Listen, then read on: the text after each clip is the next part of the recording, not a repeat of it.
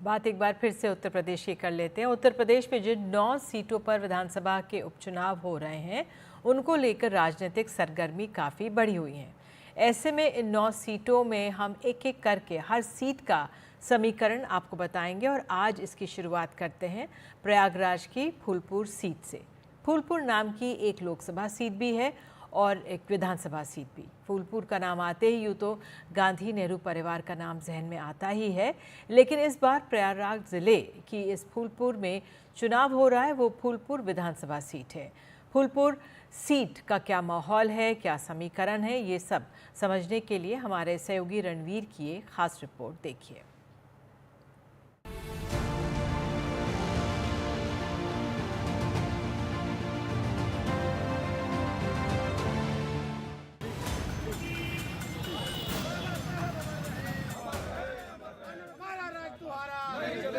प्रयागराज की फूलपुर सीट पर बीते 2 चुनावों से लगातार भारतीय जनता पार्टी का कब्जा है, लेकिन 2022 के विधानसभा चुनाव में समाजवादी पार्टी बीजेपी से मात्र 2700 वोटों के अंतरों से हारी।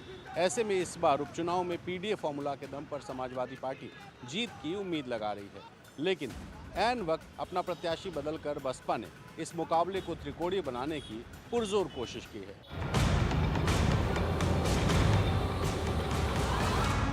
बीजेपी ने फूलपुर से दीपक पटेल को उम्मीदवार बनाया है, वहीं समाजवादी पार्टी ने मुस्तफा सिद्दीकी को टिकट दिया है। बीएसपी ने पहले शिवबरन पासी को टिकट दिया, लेकिन नामांकन से ठीक पहले प्रत्याशी बदलकर जितेंद्र सिंह को मैदान में उतारकर मुकाबले को त्रिकोणीय बनाने की कोशिश की।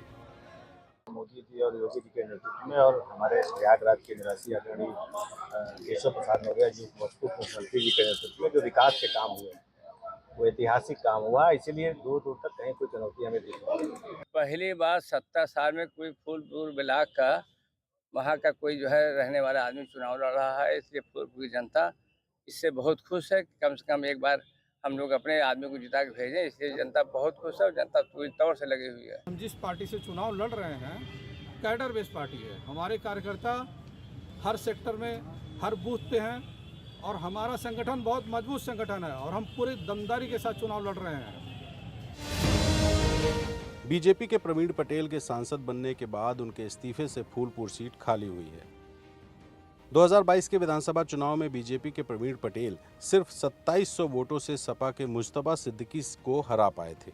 2024 में प्रवीण पटेल फूलपुर लोकसभा सीट से सांसद चुने गए।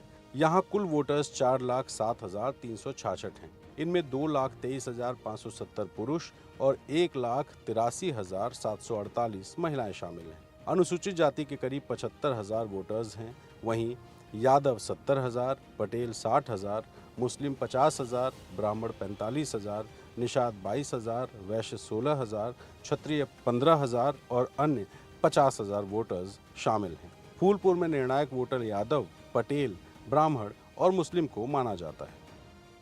फूलपुर सीट समाजवादी पार्टी और कांग्रेस के बीच विवाद का कारण बताई गई।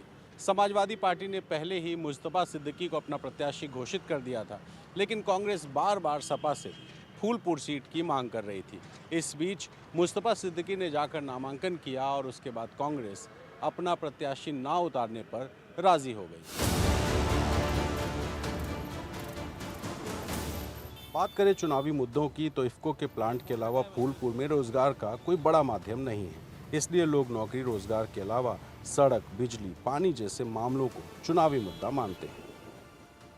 फूलपुर विधानसभा सीट इस बार राजनीतिक दलों के लिए प्रतिष्ठा का विषय बन गई है। बीजेपी, सपा और बसपा सबने अपने अपने तरीके से जनता को आकर्षित करने की हर संभव कोशिश शुरू कर दी है, लेकिन जनता किस पर यकीन करेगी, ये तो खैर नतीजों के दिन ही पता चलेगा। प्रयागराज से अपने सहयोगी दीपक गंभीर और कैमरा पर्सन राजेश गुप्ता के साथ रणवीर, NDTV इंडिया।